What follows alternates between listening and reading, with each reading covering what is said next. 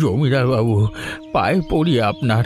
আমার কমলার বয়স 19 বছর হয়ে গেছে, আর বসিয়ে রাখলে গাঁয়ের লোকে খারাপ কথা বলবে, মুখ দেখাতে পারি না কাউকে। আপনি ছাড়া আর কার কাছে যাব বলুন তো? একটু সাহায্য করুন। একটা অনুরোধ করব, আর কিচ্ছু চাইবো না আমি জীবনে। কত টাকা লাগবে তোর হরিপদ? তোর তো জমি জমা কিছুই নেই। গত বছর বন্যায় যেটুকু ছিল সেটাও ভেসে গেছে। কিসের জোরে ধার চাইছিস আমার কাছে? তোকে দিলে ফেরত পাবো কিনা সেটা ভাবতে হবে না আমাকে? জমিদার বাবু, আগের কথা আলাদা। সেবার আমার বউ মরল, খরচ মেটাতে গিয়ে সব ওলট পালট হয়ে গেছিল। কিন্তু এবার আমি ফেরত দেব, কথা দিচ্ছি। প্রতিবার তোর এরকম গল্প শুনি। আপনার জমিতে হাল দেব, ধান কাটবো, যা বলবেন তাই করব। মেয়ের বিয়েটা দেওয়ার জন্য 500 টাকা হলে সব হয়ে যাবে। 500 টাকা? হাহ, এত টাকা হরিপদ? তোর মতো লোকের পক্ষে শোধ করা সহজ নয়। তবে ঠিক আছে, দিচ্ছি। একটা শর্ত আছে, 3 মাসের মধ্যে টাকা ফেরত দেবে। একটা দিনও বেশি নয়। যা, গুমস্তার কাছ থেকে টাকা নিয়ে দলিলে টিপসই দিয়ে যাবি। আপনার অশেষ দয়া জমিদার বাবু, ওপরওয়ালা আপনার মঙ্গল করুন। 3 মাসের মধ্যে শোধ করব, কথা দিচ্ছি। বাবা, এ কি হচ্ছে? কেউ তো খেতেও আসেনি। রান্নার সব জলে নষ্ট হয়ে গেছে, মণ্ডপটা পর্যন্ত টিকলো না। আমার এমন বিয়ে হবে আমি কখনো ভাবিনি বাবা। কমলা, কাঁদিস না। বৃষ্টি ওপরওয়ালার ইচ্ছা। আমার কি করবার আছে বলতো? পাত্র ঠিক হয়ে গেছে, যখন বিয়ে হবেই। সব ঠিক হবে তো বাবা? একটু কষ্ট সহ্য কর। আমি তোর জন্য 500 টাকা ধার করেছি। তিনি একদিন ভালো করবেন, বিশ্বাস রাখ। কিন্তু বাবা, বর যে ভেলায় উঠতে গিয়ে দুবার জলে পড়লো, চোখ দুটো লাল টকটক করছে, মদ খেয়ে এসেছে, পরিষ্কার বোঝা যাচ্ছে। এই লোকের সাথে আমি কি সংসার করব? ভোলা ভালো ছেলে, কাজ কাম করে, মাঠে যায়, একটু মদ টদ খায় বটে, কিন্তু ঠিক হয়ে যাবে বিয়ের পর। পুরুত মশাই অপেক্ষা করছেন, আর বিয়ে শুরু হোক। এখন ওপরওয়ালাই ভরসা, সব ঠিক হয়ে যাবে।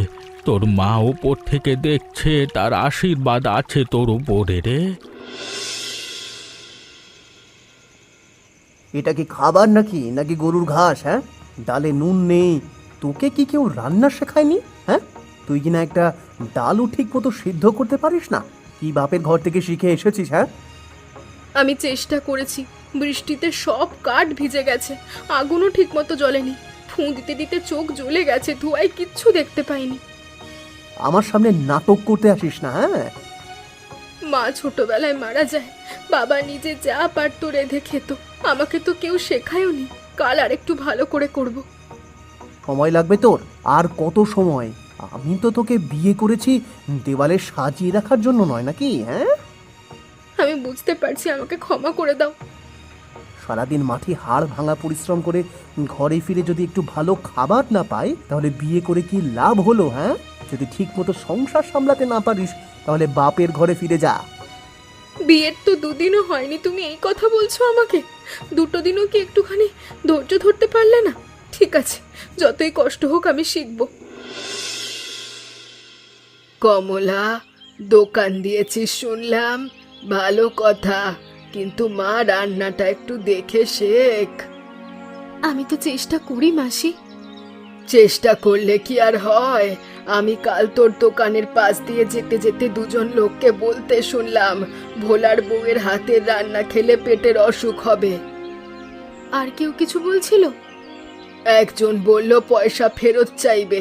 এই কথা শুনে আমার মনে হলো ছুটে গিয়ে তোকে বলি, কিন্তু সামনে অনেক লোক ছিল, তাই কিছু বলিনি। মাসি, তুমিও এই কথা বলছো? সবাই একই কথা বলে।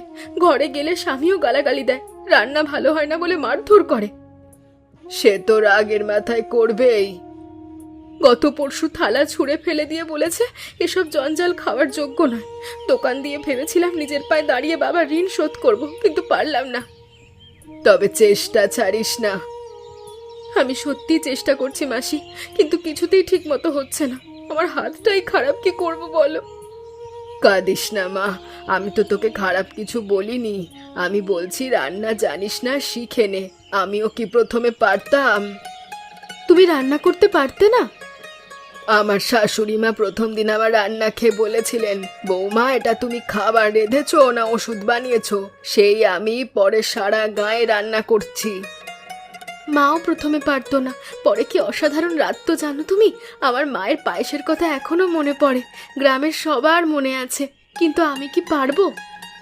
তুইও পারবি আমি জানি, তবে একটু সাহায্য লাগবে তোর। কাল সন্ধ্যায় আমার ঘরে আয়, তোকে একটা জিনিস দেব। সত্যি মাসি, তুমি আমাকে সাহায্য করবে? কিন্তু আমার জন্য এত করছো কেন? আমাকে তো কেউ সাহায্য করে না। ওরে পাগলি, তোর মা আমার কাছে নিজের মেয়ের মতো ছিল। সেও এমনই কাঁদতো, বলতো মাসি আমাকে কেউ বোঝে না, তার জন্য কিচ্ছু করতে পারিনি, তোর জন্য করব। আর এখন চোখ মোচ, ঠিক তোর দোকানে লোক আসবে। শোন মা, আমার কাছে একটা জিনিস আছে যেটা আমার শাশুড়ি মা আমাকে দিয়ে গেছিলেন। মরার আগে বলেছিলেন, বৌমা এটা সামলে রাখো, যেদিন কাউকে সত্যি দরকার হবে সেদিন দিও। কি জিনিস মাসি? এই দেখ, এই মাটির বয়ামের মধ্যে একটা বিশেষ মশলা আছে। 5টা মশলা নিজের হাতে বেটে রোদে শুকিয়ে আবার ভেজে তৈরি করা হয়েছে। এর মধ্যে কি মশলা আছে? ধনে, জিরে, মেথি, সর্ষে আর শুকনো লঙ্কা। এই 5টা জিনিস ঠিকমতো মিশিয়ে বানানো।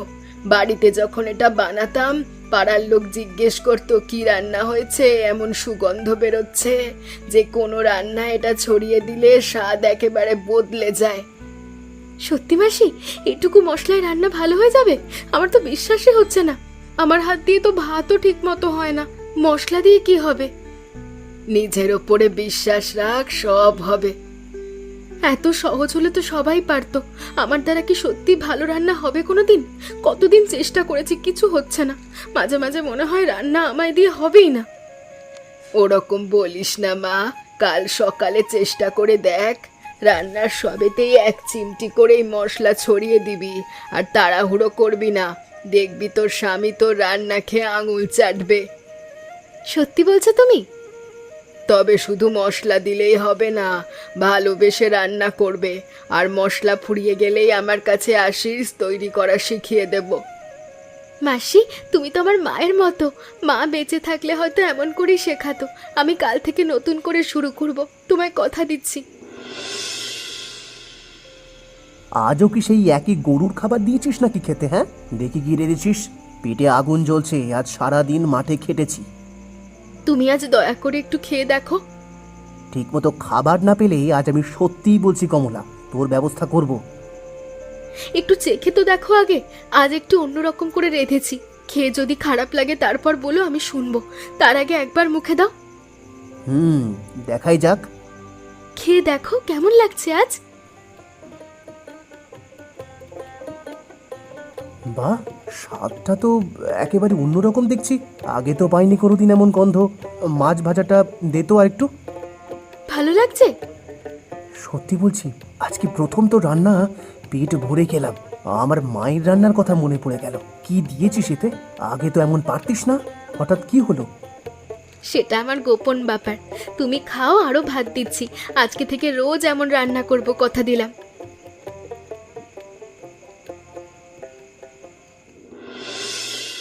মাসি দেখো, আজ কত লোক এসেছে।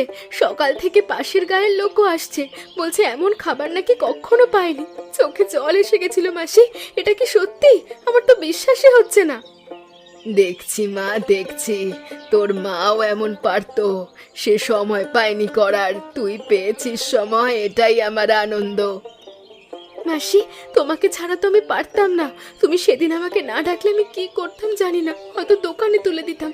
তুমি আমাকে বাঁচতে শিখিয়েছো মাসি। ওসব বড় বড় কথা বলতে হয় না রে মা, তুই ভালো থাক। কিন্তু হ্যাঁ, একটা কথা, তোর বাবার ঋণের কি হবে? জমিদারের 3 মাস তো প্রায় শেষ হয়ে এলো, সেটা নিয়ে ভেবেছিস কিছু? সেটা আমি ভাবছি মাসি। আমার দোকান থেকে তো কিছু জমেছে, তবে বাকিটা আমি ব্যবস্থা করব। বাবার ঘর কেড়ে নিতে দেব না আমি, যতই কষ্ট হোক। হরিপদ, 3 মাস হয়ে গেছে আজ, আমার টাকা কোথায়? একটা পয়সাও ফেরত দিতে পারিসনি এতদিনে। বাবু, আপনি জমিদার বাবু একটু দয়া করুন। এবার বন্যায় সব ফসল ভেসে গেছে, খেতে পাই না ঠিক মতো, শুকনো মুড়ি খেয়ে দিন কাটে। আমি আমি আমি আমি বুড়ো মানুষ, আর কতদিন বাঁচবো? দেখ, বেশি নাটক করিস না। সত্যি বলছি বাবু, হাঁটুতে ব্যথা, পিঠ সোজা হয় না, তবু মাঠে যাই। ঘরটুকু না থাকলে রাস্তায় কোথায় যাব বলুন তো? মেয়ের বিয়ের জন্য ধার করেছিলাম, সেটাই এখন মরণের কারণ হচ্ছে আমার। সেটা তোর সমস্যা, আমার নয়। ধার নেওয়ার সময় তো বুক ফুলিয়ে কথা দিয়েছিলি, এখন সেই কথা মনে নেই? আমার উপর দয়া করুক বাবু, দয়া করুন। যা, কালকের মধ্যেই ব্যবস্থা কর। আমার সময় নষ্ট করিস না হরিপদ। ব্যবসায় দয়া মায়ার জায়গা নেই, আমি কোনো কথা শুনবো না। ঠিক আছে বাবু, দেখছি কি করা যায়। তবে আপনার পায়ে পড়ি, কিন্তু আমার মেয়ে কমলা বাজারে একটা দোকান দিয়ে খেটে খাচ্ছে। আমি ওর সাথে কথা বলবো আজকে রাতে।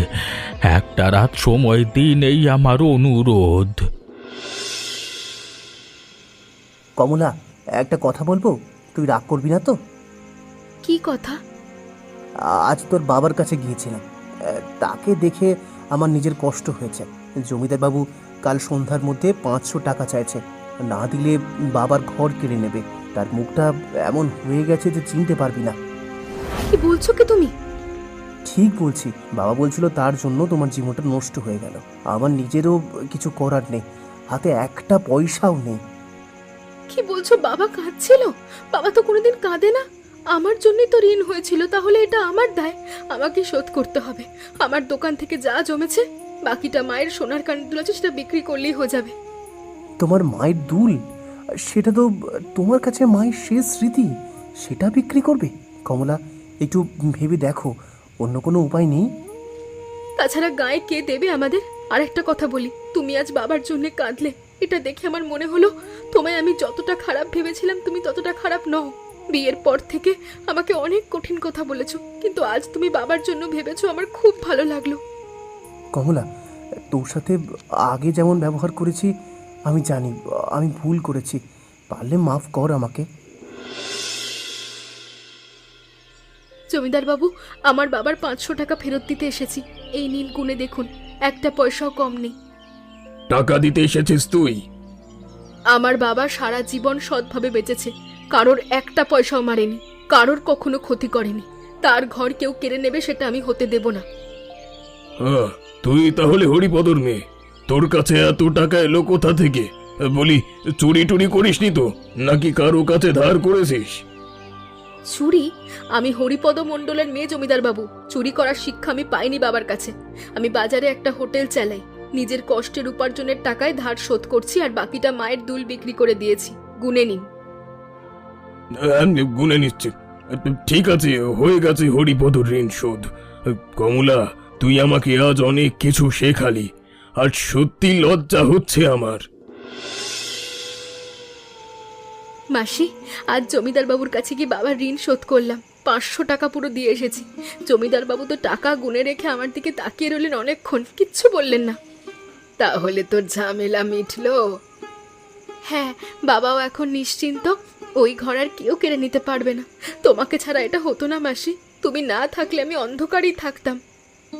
আমার কৃতিত্ব কিছু নেই রে, আমি তো শুধু মশলা বলেছি, বাকি তো তুই করেছিস, হার মানিসনি। লোকে কত অপমান করেছে, তবু দোকান বন্ধ করিসনি। আমি বুড়ো হয়ে গেছি মা, হাঁটুতে ব্যথা, চোখেও দেখি না। এরকম কথা বলো না তুমি। সত্যি বলছি, আমি আর কতদিন থাকবো? তোকে আমার মশলা বানানোর পদ্ধতি শিখিয়ে যেতে পারলে আমিও শান্তিতে মরতে পারবো। মাসি, তুমি অনেক দিন বাঁচবে, এমন কথা বলো না। কিন্তু তুমি যখন বলছো আমি শিখবো, বলো কিভাবে তৈরি করতে হয় মশলা। বস, শিখিয়ে দিচ্ছি। কমলা, এই খাবার তুই রেঁধেছিস? এই মাছের ঝোল, এই ডাল, এই ভাত থেকে খুব সুন্দর গন্ধ বের হচ্ছে। এমন সুন্দর রান্না আমার বাড়ির রাঁধুনি 25 বছর ধরে রাঁধছে, অথচ সেও রাঁধতে পারে না। হ্যাঁ বাবু, আমি রান্না করেছি। মিথ্যে বলছি না কমলা, এটা বলতে আমার লজ্জা নেই। এই অদ্ভুত স্বাদ আগে কোথাও পাইনি। আর একটা কথা বলবো, তোর বাবার সাথে আমি যেমন ব্যবহার করেছি এটা ঠিক হয়নি। আপনি যে বুঝতে পারছেন এটাই অনেক। বুড়ো বয়সে একটা মানুষকে এভাবে কাঁদানো উচিত হয়নি আমার। হরিপদ, তোমার কাছে ক্ষমা চাইছি আমি। সামনে সবার সামনে বলছি, আমি তোমার কাছে অনেক ছোট হয়ে গেছি। এই জমিদার বাবু, আপনি ক্ষমা চাইছেন? আমার বিশ্বাস হচ্ছে না। আমি তো আপনার কাছে চিরকৃতজ্ঞ থাকব। আপনি সেদিন টাকা না দিলে আমার মেয়ের বিয়েই হতো না। সেই 500 টাকা না থাকলে কমলা ভোলার সংসারে আসতো না, দোকান দিত না, রান্না শিখতো না। কমলা আজকে যা হয়েছে সেটা সেই 500 টাকার জন্যই। আপনার সেই ধার আমার মেয়ের জীবন বদলে দিয়েছে। তোর কথাটাই ঠিক হরিপদ। আর একটা কথা কমলা, এই নে 200 টাকা। না না, ফেরত দিতে হবে না এটা। তোদের হোটেলকে আর একটু বড় কর। আমি চাই এই হোটেল আমাদের গ্রামের মধ্যে সব থেকে বড় হয়ে উঠে নাম করুক। কমলা, আজ সবাই চলে গেছে, একটা কথা বলি? হ্যাঁ বলো। আমাদের বিয়ের দিনটা মনে আছে তোমার? সেই কলা গাছের ভেলায় আমি বিয়ে করতে গিয়েছিলাম। আর সেদিন তুমি কাঁদছিলে আর বলছিলে এটা কি বিয়ে? আমি সেদিন মদ খেয়ে 2বার জ্বলে পড়েছিলাম, লোকে হাসছিল। সেদিন আমার খুব দুঃখ হয়েছিল। তোমার বাবা তোমাকে জোর করে বসিয়ে রেখেছিল আমার ভেলায়, তুমি বারবার উঠে যেতে চাইছিলে। সেদিনের কথাটা মনে করলে আমার নিজেরই খুব কষ্ট হয়। মনে আছে, আমার সব মনে আছে। সেদিন ভেবেছিলাম এই জীবন আর ভালো হবে না, সারা জীবন এমন ভাসতে ভাসতেই কাটবে। কিন্তু আজ আমাদের জীবনের সব কিছু বদলে গেছে, আর এটা ভাবতেই কেমন অবিশ্বাস্য লাগছে। আমি তোমার কাছে একটা কথা বলবো? হ্যাঁ বলো, কি কথা? আমি তোমার কাছে ক্ষমা চাইছি। এ বাবা, কিন্তু কেন? বিয়ের দিন আমি মদ খেয়েছিলাম, তাছাড়া বিয়ের পরেও তোমাকে এই বাড়িতে নিয়ে আসার পর আমি প্রচণ্ড অত্যাচার করেছি। আসলে আমার দোষ ছিল, কারণ আমি ভালো রান্না করতে পারতাম না। আর তুমি খুব খাটাখাটনি করে আসার পর যদি ভালো খাবার না পেতে, তাহলে তো রাগ হওয়ারই কথা। কিন্তু শুধুমাত্র ভালো রান্নার বিচারেই একজন মানুষকে চিনে নেওয়া যায় না। তুমি একজন খুব ভালো মনের মানুষ, সেটা বুঝতে আমি অনেক দেরি করে দিয়েছি। তাহলে তুমি আমায় একটা কথা দেবে? তুমি যা বলবে আমি তাই শুনবো। বলো, কি করতে হবে আমাকে? আর কোনোদিন মদ খাবে না তুমি। নিজের ভুল যখন বুঝতে পেরেছো, এখন আর ওই পথে যাবে না। ঠিক আছে, আমি তোমাকে কথা দিচ্ছি যে আমি কোনো দিন মদ খাবো না, আর তোমার ওপরে কোনো দিন কোনো অত্যাচার করব না। আর সাথে আমাদের যে হোটেলটা, এই হোটেলটা আমার চাষের কাজ ছেড়ে তোমাকে সাহায্য করে এগিয়ে নিয়ে যাব। কেমন?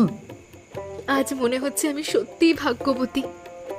সেই জন্যই আমি সবাইকে বলতে চাই যে নিজের ব্যবহারের উপর সব সময় নিয়ন্ত্রণ রাখা উচিত, না হলে শেষ পর্যন্ত দুঃখ পেতে হয়। তোমরা আমাদের এই গল্পটা থেকে কি শিখলে অবশ্যই জানাবে কমেন্টের মাধ্যমে। আর আমাদের চ্যানেলটা অবশ্যই সাবস্ক্রাইব করে আমাদের সঙ্গে থেকো, এবং গল্পটা বন্ধুদের সাথে শেয়ার করে দিতে ভুলো না।